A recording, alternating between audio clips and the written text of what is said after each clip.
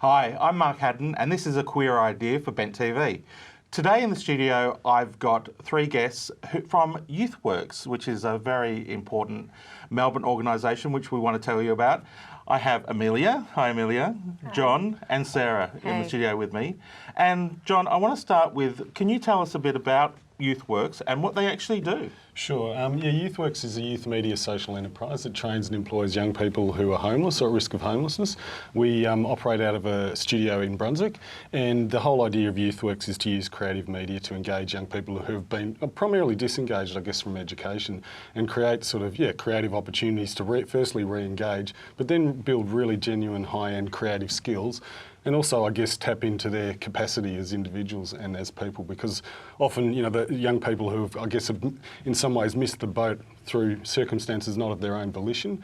They've got enormous potential, but if there's not an environment where they get to realise that, then sometimes that can get lost, and that's a great shame for those people and also for the community in general, I think. Exactly. And look, you were one of the founders or co-founders of the organisation. How did this organisation get started? Well, it's not like most things, started with an idea. It actually started with an idea that was from academics out of who were involved with Swinburne Uni and so on. A guy called David McKenzie and a number of other people had this idea to use creative media. It was originally based around radio and working with SYN, community radio station, and to create access for kids who are homeless or at risk of homelessness into SYN. And I got co-opted to kind of develop the idea, I guess, and put it in action on the ground. I was incredibly excited about the idea because all my work had been based around using creative arts and film and media, and I guess giving people to have tools to be articulate in their experience. So when I heard about the idea, I thought, this is just brilliant. How often you get a little chance to be funded to work with creativity. But I wanted to broaden it from radio because I felt like that was a great sort of entry point, but we needed a broader, longer term program. We set up in a studio out in Brunswick with a number of partnerships originally. So with the Salvation Army, they brought in the original seed funding, and then we had SYN, ourselves, Swinburne Uni, doing some research into the project. And initially it was just me, so I was employed on the ground to realise it, and I was employed by three of the partners, so I used to have meetings with myself, partnership meetings. But really I had a lot of support from that sort of steering group to kind of get the idea running, and it was a case of going, okay, great idea, how do we actually make it happen in reality? And so my challenge was to kind of put into practice and make sure it went from being a great idea to being an engaged, set up organisation with lots of programs running, which genuinely worked for young people. And that was my concern, was going, we've got a limited time frame to demonstrate this work. Great idea, but how do, let's get it happening, let's get kids in the door and make sure that they are actually getting those tools. Because it's one thing to say, give kids access to radio or film, but to get a kid out of their bedroom who's been disengaged, get them into the space and then actually start to have the, to draw on their skills. It's not an overnight thing. There's no magic wand. You need lots of things in place to actually, and for that young person to realise that this is something that's going to be of benefit for them, and that they can take these tools and it can, and in some way help shape who they become in the future, and it'll give them more choices in their life. And that's ultimately what Youthworx is about trying to use creativity to give people more choices and greater freedom in what they can choose to do through a great vehicle, through film and radio, which are fun, engaging. You can tell stories, you can engage in a dialogue with the world. And exactly. So on, yeah. Now, Amelia, you're one of those youths. How did you get involved with Youthworx? Well, I dropped out of school at a very young age. I dropped out at the age of 14 after suffering with depression and anxiety for a long time, which made school very hard for me to go to. And after I left school, I was referred to a lot of different people, a lot of different psychiatrists, all of that sort of thing.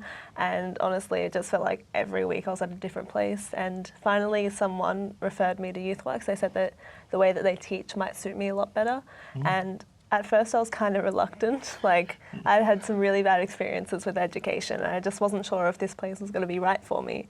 But I went there and I joined the training program, and 2 years later I'm working there. That's fantastic. Now, Sarah, now we heard that Amelia got referred to Youthworx.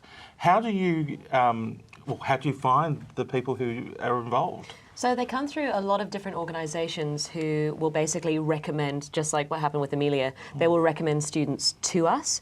Sometimes students will find us online and then apply themselves if they've got that kind of self-starter. But we've got two amazing youth workers, Nicola and Beck, who will talk to the kids and realise if the program's right for them, if it's a good fit. And then the main thing that they do, which I think is absolutely incredible, is once the students have gone through the accredited programs, it's now what? Because that seems to be the biggest issue, is so these amazing students have got these skills and then they're set free again and don't know what to do with it. So we also try and help with pathways into what interests you, what do you want to get into now that you've been re-engaged by education and in a fun, creative way, what's the next step?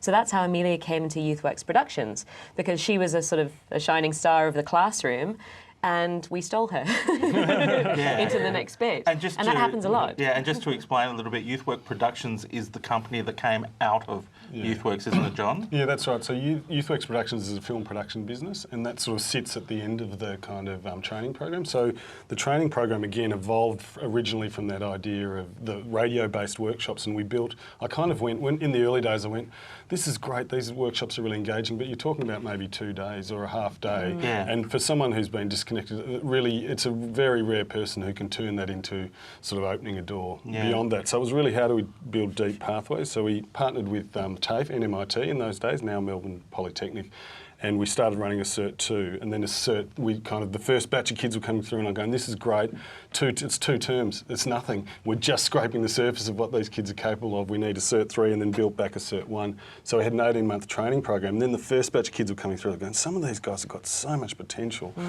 What else can we do? And we need to keep building this. And so we decided to set up the film production business.